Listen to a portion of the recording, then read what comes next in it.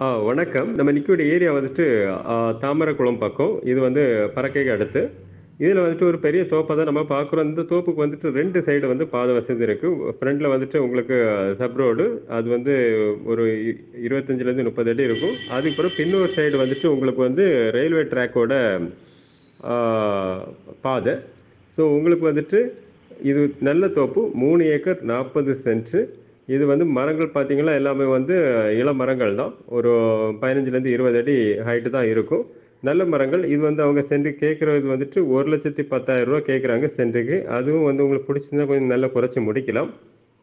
இது வந்து ஆ free current மோட்டரும் இல்ல. ஏன்னா காலையிலே வந்து நெறைய தண்ணி வரும். ஸோ அதேமாரி இந்த ப்ராப்பர்ட்டி நீங்க வாங்கும்போது வந்து நீங்க எங்களுக்கு கமிஷன் பே பண்ண தேவையில்ல.